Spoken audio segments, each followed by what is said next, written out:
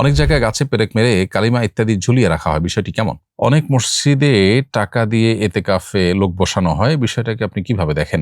ইমাম রুকুতে চলে গেলে দৌড়ে রুকুতে শামিল হওয়া যাবে কিনা? সুন্নাত এবং বিদআতের মধ্যে পার্থক্য কি? অনেক জায়গায় গাছে পেরেক মেরে কালিমা ইত্যাদি ঝুলিয়ে রাখা হয়, বিষয়টি কেমন? আপনি রাস্তাঘাটে এমন কোনো জায়গায় সুন্দরভাবে কালিমা, ইস্তেগফার বা সুন্দর কথা লিখে রাখলেন যাতে করে মানুষ সেটা দেখে স্মরণ হয় মানুষের এবং মানুষ আমলটা করতে পারে, এটা তো মৌলিকভাবে ভালো কাজ। কিন্তু গাছে যখন আপনি পেরেক মারেন, প্রশ্ন ওঠে গাছটা কার? অন্যের গাছে পেরেক মেরে আপনি সুবহানাল্লাহ, আলহামদুলিল্লাহ, আল্লাহকে স্মরণ করুন, ইস্তেগফার পড়ুন, ইত্যাদি ইত্যাদি আপনি ভালো কথা লিখে রাখলেন, এটা আপনার লেখার অধিকার নেই, কারণ আপনি আরেকজনের গাছে এটা করতে পারেন না তার অনুমোদন ছাড়া। আর যদি আপনার নিজের গাছও হয়, তারপরেও গাছে পেরেক ইত্যাদি লাগানো এটা গাছের জন্য ক্ষতিকর আমরা জানি। আর পরিবেশ রক্ষার জন্য বিশেষ করে গাছ রোপণ করা, প্রয়োজন ছাড়া গাছ না কাটা, এ ব্যাপারে হাদিসে কিন্তু আমাদেরকে উৎসাহ দেওয়া হয়েছে। অতএব পেরেক ছাড়া যদি আপনার নিজের গাছে হয়, তাহলে আপনি সুতা দিয়ে বা অন্য কিছু দিয়ে আপনি ঝুলিয়ে রাখতে পারেন। আর যদি আপনি পেরেক মারেনও, তো শরীরের দৃষ্টিকোণ থেকে সরাসরি গুনাহের কোনো কাজ করেছেন এমনটি বলা যাবে না, তবে অনুত্তম, যেহেতু এটা গাছের ক্ষতি হয় এবং এটাকে অ্যাভয়েড করা সম্ভব সেই জায়গা থেকে। অনেক মসজিদে টাকা দিয়ে এতেকাফে লোক বসানো হয়, বিষয়টাকে আপনি কিভাবে দেখেন? ইতিকাফ একটি ইবাদত, আর টাকা পয়সা দিয়ে ইবাদত হয় না।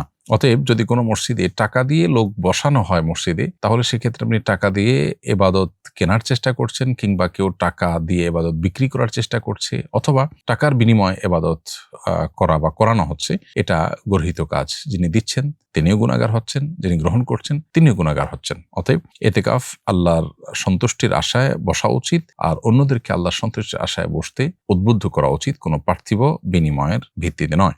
ইমাম রুকুতে চলে গেলে দৌড়ে রুকুতে শামিল হওয়া যাবে কিনা? ইমাম যদি রুকুতে যান, তাহলে আমরা ইমামকে রুকুতে গিয়ে যেন পাই, সেজন্য আমরা অনেক সময় দৌড়ে গিয়ে ধরার চেষ্টা করি, এটা অনুচিত। নবী করিম সাল্লাল্লাহু আলাইহি ওয়াসাল্লাম সহিহ মুসলিম এবং বুখারী বর্ণিত হাদিসে সতর্ক করেছেন আমাদেরকে। তিনি বলেছেন, যদি ইমাম রুকুতে চলে যায়, তাহলে সেক্ষেত্রে, বা ইমাম যদি নামাজ শুরু করে দেয়, তাহলে তোমরা দৌড় দিবে না। পরিষ্কারভাবে নিষেধ আছে, তোমরা দৌড় দিবে না। ওয়া আতুহা তামশুনা আলাইকুম আস-সাকিনাহ, আর তোমরা এমনভাবে যাবে যেন খুব প্রশান্ত চিত্তে, ধীরস্থিরতার সাথে যাবে। ফামা আদরাকতুম ফাসাল্লু ওয়া মা ফাতাকুম ফাতিমু, যেটুকু নামাজ পাবে এরপরে আদায় করবে, যেটুকু মিস হবে সেটি পরে আদায় করবে। নামাজের দৌড়ে গিয়ে নামাজে শামিল হয়, এটা নামাজের শানের খেলাফ, নামাজের যে গাম্ভীর্য এটার পরিপন্থী। আল্লাহর দরবারে এভাবে শামিল হওয়া এটা অনুচিত। এজন্য ধীরস্থির ভাবে যেতে হবে। যথেষ্ট আগে থেকে আসলে তো আপনার দৌড়াদৌড়ি করা লাগে না, সেই চেষ্টাই করা উচিত। কোনো কারণে মিস হয়ে গেছে, তাহলে আপনি স্বাভাবিক গতিতে আসবেন এবং রুকুতে পেলে ভালো, আর না পেলে সেটি আপনি আদায় করবেন। সুন্নত এবং বিদআতের মধ্যে পার্থক্য কি? সুন্নত এবং বিদআতের পার্থক্য হলো, সুন্নত হলো নবী করিম সাল্লাল্লাহু আলাইহি ওয়াসাল্লামের আদর্শ, যেটা কারণে আল্লাহর কাছ থেকে আমরা পুরস্কৃত হব।